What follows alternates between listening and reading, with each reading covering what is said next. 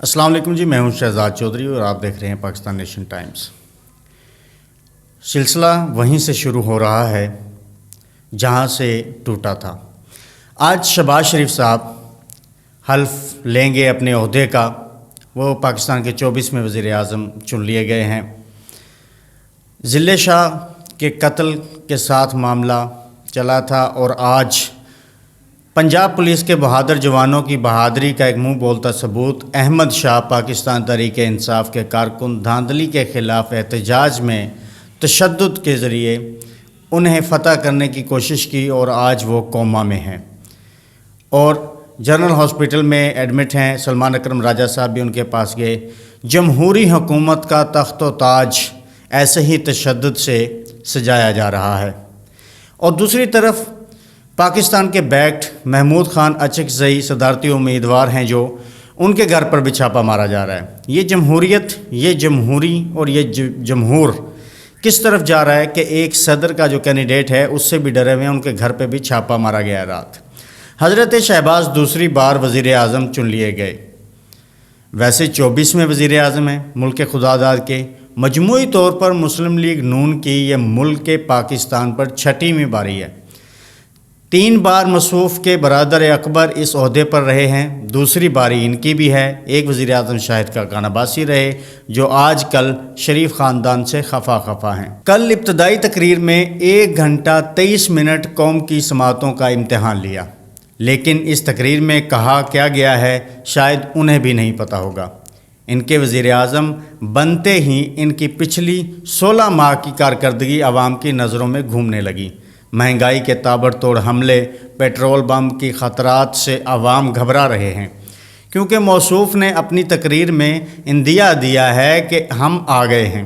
قوم کو احسار و قربانی کے لیے تیار رہنا چاہیے کیونکہ قومیں ایسے نہیں بنتی۔ معلوم ہوتا ہے جناب کی ڈکشنری میں قوم سے مراد صرف شریف خاندان ہے۔ ان کا روشن مستقبل اپنے خانوادے کے مستقبل کو محفوظ بنانا ہے۔ بعد ازاں 10 اپریل 2022 شہباز شریف صاحب کی کارکردگی بڑی تابناک رہی ہے ان کی فیملی اور ان کے حلیفوں کے لیے، جبکہ عبرتناک رہی ہے عوام الناس اور ملک پاکستان کے لیے۔ شہباز شریف صاحب کی گزشتہ 16 ماہ کی کارکردگی میں اپنے 16 ارب روپے والے کیس میں تیز ترین ریلیف حاصل کرنا، جس کیس میں موصوف پر فرد جرم عائد ہونا تھی، اپنے صاحبزادے حمزہ شہباز شریف کو بڑے بڑے مقدمات سے بری کروانا، اشتہاری بیٹے سلمان شہباز کو نوازنا جو ملک کی عدالتوں کو انتہائی مطلوب تھے، جنہیں سرکاری دوروں پر انتہائی اہم میٹنگ میں انہیں ساتھ رکھنا بنا کسی سرکاری عہدے کے۔ حیرتناک بات، ان مقدمات کے تیز ترین انصاف کے حصول کے لیے اہم گواہ مقصود چپڑاسی اور تفتیشی افسر محمد رضوان کو اتفاقیہ طور پر ہارٹ اٹیک ہونا، ان کی جان سے جانا ابھی ایک سربستہ راز اور وہ معاملہ ہے جسے حل ہونا لازم ہے۔ ان کی کارکردگی میں اسحاق ڈار صاحب جو ایک اور مفرور اشتہاری تھے، ان کا پاکستان ایئر فورس کے طیارے میں آنا اور ڈائریکٹ سینٹ پہنچنا، حلف لینا اور پھر وزیر خزانہ بن جانا بھی شامل ہے۔ تاریخ کے تیز ترین انصاف سے موصوف کے بھائی میاں نواز شریف کے تمام مقدمات تا حیات نااہلیاں ختم ہوئیں۔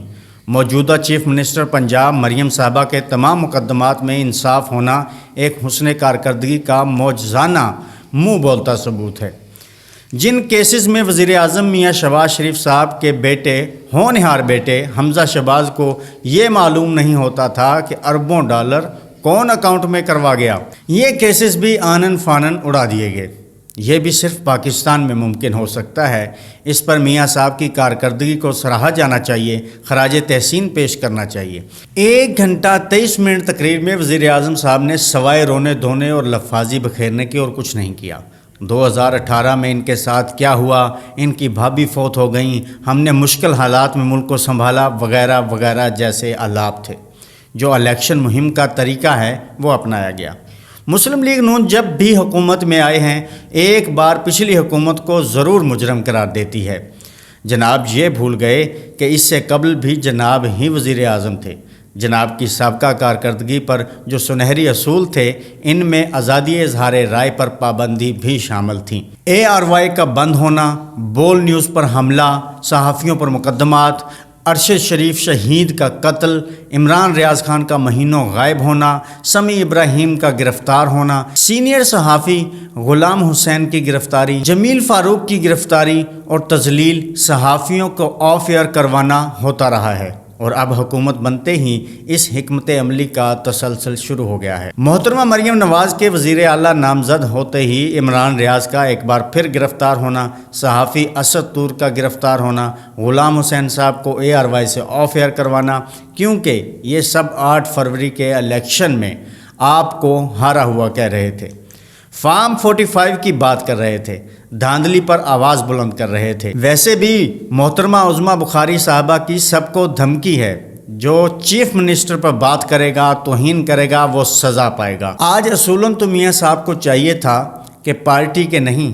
عوام کے وزیر اعظم بن کر بات کرتے، قوم کو حوصلہ دیتے، پچھلے 16 مہینوں کے اپنے ہی قوم کو دیے گئے زخموں کا مداوع کرتے، اس کی بات کرتے، لیکن وہ ضروری ہی نہیں تھا، ضروری تھا اپوزیشن پر وار کرنا۔ پچھلے 16 مہینے کی پالیسی کو جاری رکھنے کا اندیا دیا کہ 9 مئی پر کارروائیاں جاری رہیں گی۔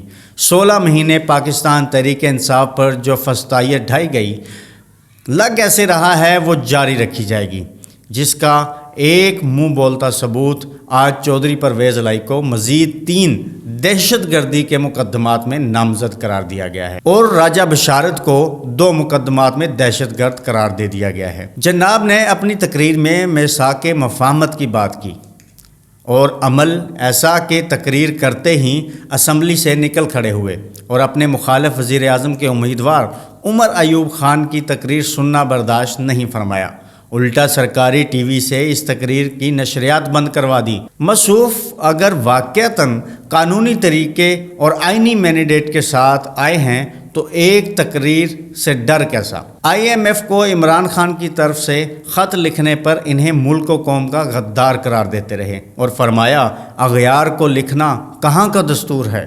حیرت کی بات ہے کہ وزیر اعظم آف پاکستان IMF کو اغیار کیسے قرار دے سکتے ہیں؟ بھکاری گھر کے وڈیرے کو مل گئی شاہی، بھکاری گھر کے وڈیرے کو مل گئی شاہی، الٹ کے تاج کو کاسا بنائے پھرتا ہے۔ یہ پاکستان کے ایک نوجوان شاعر راکب مختار نے کہا تھا۔ کیا حقیقت بیان کی ہے اس شعر سے واضح ہے۔ جن کا جینا مرنا اس ادارے سے جڑا ہوا ہے، بھیک وہیں سے حاصل ہوتی ہے، جن کے رہنما اغیار کو وینٹیلیٹر قرار دیتے ہیں، وہ اغیار کیسے ہو گئے؟ پھر فرمایا عمران خان کو اغیار کو خط لکھنے کی سمجھ نہیں آتی، بتائیں انہیں پاکستان کے اداروں، پارلیمان، عدالت کیوں ان پر بھروسہ نہیں ہے؟ وہ بھول گئے پارلیمان میں 10 اپریل سے لے کر آج تک کیا کام ہوتے رہے ہیں، وہ بھول گئے کہ اداروں نے پچھلے 1.5 سال میں کیا گل کھلائے ہیں، وہ بھول گئے کہ اسکندر سلطان راجہ سے کسی بھی انصاف کی توقع کا مطلب کیا ہے، وہ بھول گئے عدالتوں نے عمران اور اس کی پارٹی کے ساتھ کیا سلوک برتا ہے۔ وہ سمجھ رہے تھے جیسے ادارے، عدالتیں ان کی فیملی کو انصاف فراہم کرتے ہیں، وہ دوسروں کو سہولت میسر نہیں ہوتی۔ وہ سمجھ رہے تھے جیسے ادارے، عدالتیں ان کی فیملی کو انصاف فراہم کرتے ہیں، ویسے ہی دوسروں کو بھی میسر ہوگا، لیکن وہ بھول گئے کہ وہ دوسروں کو سہولت میسر نہیں ہوتی۔ پھر موصوف نے حیرت سے سوال کیا کہ مجھے بتایا جائے اگر ہم ایک ملک ہیں، ایک گھر ہیں، تو نفاق کیوں، نفرت کیوں، تقسیم کیوں؟ ہمارے وزیر اعظم اتنے بھولے ہیں، انجان ہیں، کمال ہے۔ نفرت کیوں ہے جب آپ کے احکامات سے، آپ کے آشرواد کے بعد پچھلے 1.5 سال پنجاب پولیس گھروں کی دیواریں، دروازے توڑ کر چادر اور 4 دیواری کا تقدس پامال کرتی رہی؟ تب پوچھنا چاہیے تھا کہ یہ ایک پارٹی کے کارکنان کے ساتھ اتنی نفرت کیوں؟ کیا وہ اس گھر کے افراد نہیں؟ کیا وہ پاکستانی نہیں؟ کیا وہ غدار ہیں؟ کیا وہ دشمن ہیں؟ وہ پاکستانی نہیں تھے جن ماؤں بیٹیوں کو صرف آپ کے خلاف بات کرنے پر 9 مہینوں سے قید و بند کی صعوبتیں برداشت کرنا پڑی؟ وہ کیوں عورتوں کو آپ کی بہادر پولیس گالیاں دیتے ہوئے بالوں سے پکڑ کر گھسیٹتی رہی؟ یہ پوچھنا چاہیے تھا۔ اس وجہ سے نفرت ہے۔ یہ نظام، آپ کا نظام، انصاف، آپ کی پارلیمان انہیں انصاف دینے سے قاصر ہے، کیونکہ وہ شریف فیملی سے نہیں ہیں۔ وہ ملک سے نفرت نہیں کرتے، وہ مایوس ہیں۔ آپ کو خود سے سوال پوچھنا چاہیے تھا جناب وزیر اعظم۔ سوال مریم بی بی سے پوچھیں کہ ہم ایک گھرانہ ہیں، وہ دھاندلی کے خلاف آواز بلند کرنے والوں پر لاٹھیوں اور تشدد کے ذریعے پولیس گردی کا سلسلہ جاری کیوں کروا رہی ہیں؟ سڑکوں پر مار دھاڑ جو ہوتی ہے وہ نہ کریں تو نفرت کم ہو سکتی تھی۔